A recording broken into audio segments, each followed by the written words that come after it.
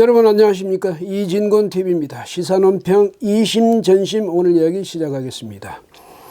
문재인 대통령의 그 방명록 실수는 뭐 아주 유명한 이야기가 됐죠. 예컨대 지난 2일에도요. 서울 현충원을 이제 참배하고 난 뒤에 방명록을 쓰면서 거기다가 2220년 1월 2일 이렇게 썼답니다. 근데 실수했으니까 그걸 또 고친 게 표가 나게 고쳐가지고 언론들도 그걸 주목해가지고 보도하고 그랬죠. 근데 뭐 이때뿐이 아니고요. 2017년 6월 29일에 미국을 방문했다가 이제 그때 미국 백악관에서 이 방명록을 쓰면서 대한민국 대통령 문재인, 그래서 또 말이 많았죠. 그 다음에 그해 3월 10일, 그때는 대통령이 되기 전이었죠. 박근혜 전 대통령에 대한 헌법재판소의 그 탄핵 결정이 내린 그날이었습니다. 근데 팽목항에 가가지고 거기서 이제 이 방명록을 썼는데 아마 그날 이제 박근혜 전 대통령이 파면되고 나니까 굉장히 이 기분이 업됐던 모양이에요. 그래서 3월 11일, 4월 10일이라고 이랬었습니다. 그러면 그건 또 간단한 뭐 실수였다 하는데 거기다가 뭐라고 썼냐면 또 얘들아, 너희들이 촛불광장의 별빛이었다. 너희들의 혼이 천만 촛불이 되었다. 미안하다, 고맙다.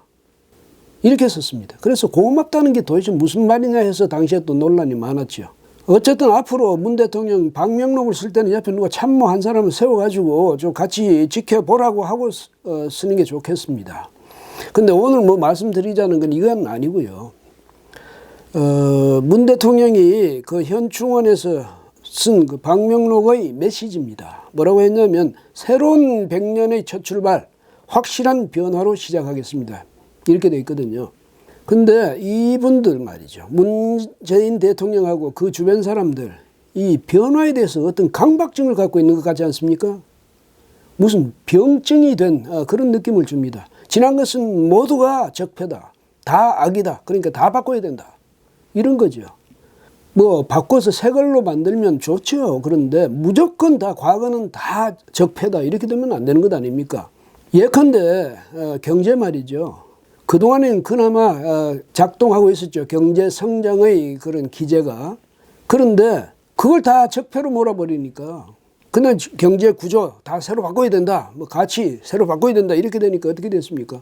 경제가 성장은 그냥 그 역방향으로 가기 시작한 거죠. 그래도 상관없다는 겁니다. 계속 바꿔야 된다는 거죠.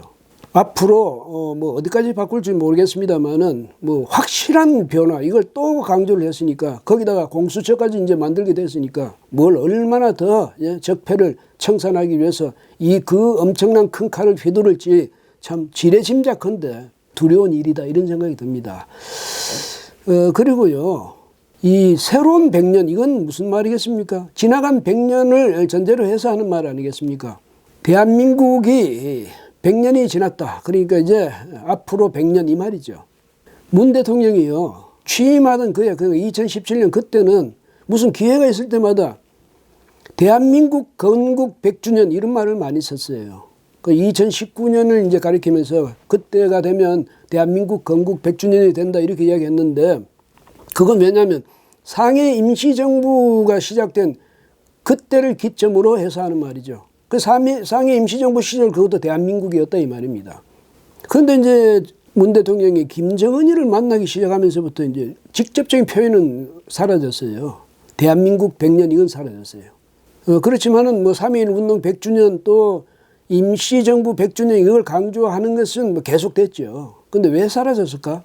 만약에 대한민국 건국이 100년이 됐다고 한다면 72년째가 됐죠 지금. 조선민주주의 인민공화국 어떻게 되는 겁니까? 국토를 참전해서, 그러니까 국토를 불법적으로 점거해서 정부를 참칭하는 조직을 만들어가지고 북한 우리 2,500만 동포를 철권 통치를 하고 있는 그 김정은 집단, 그 반역 집단, 반국가단체의 수괴다 이런 말이 되거든요. 김정은이가 그 말 들으면 기분 좋겠습니까? 아마 그래서 그런 말에 김정은이가 불쾌감을 표했을 수 있죠. 그리고 그 다음부터 직접적으로 대한민국 건국 100주년 이 말은 안 합니다. 근데 인식 속에는 그대로 남아있는 것 아니겠습니까? 왜 인식을 못 바꾸는 것일까요? 이승만 초대 대통령이 이끌었던 대한민국 건국, 박정희 전 대통령이 이끌었던 대한민국의 부흥, 이걸 부정하고 싶다는 거죠. 그러니까 그 대한민국 1948년에 건국된 대한민국은 싫다는 겁니다. 문 대통령뿐 아니라 그를 추종하는 다른 사람들의 인식도 똑같습니다. 이승만, 박정희가 싫다는 거죠. 그러니까 그 역사 자체를 바꿔버리자는 겁니다. 기가 막힐 노릇이죠. 자신이 태어나서 자라고요. 또 배우고 성장하고 그래서 오늘날 대통령까지 된 사람이 그런 인식을 갖고 있습니다. 자기 조국을 부인하는 거죠. 중국 땅에 있는 상해 임시정부 그때의 대한민국만 생각하는 겁니다. 그것도 어깃장 놓느라고. 문 대통령이 왜 그렇게 대통령이 되고 싶어 했는지, 대한민국을 부정하고 싶어서 대통령이 되고 싶어 했는지, 이념투쟁을 하고자 대통령이 되고 싶어 했는지 그걸 이해할 수 없습니다. 아니 뭐 현충원 방명록에 그렇게 썼는데 그걸 가지고 그렇게 트집 잡냐 하겠지만요. 그게 아닙니다. 그날 대한상의 거기에서 있었던 신년 합동 인사회 때도 똑같은 말을 했습니다. 예? 뭐라고 했냐면 3.1 독립운동과 임시정부 수립 100년의 해를 지나 새로운 대한민국 100년을 시작하는 뜻깊은 해를 맞았습니다. 이렇게 인사말을 시작했어요. 대한민국 건국 100년설 이걸 절대로 포기할 수 없다는 것 아닙니까?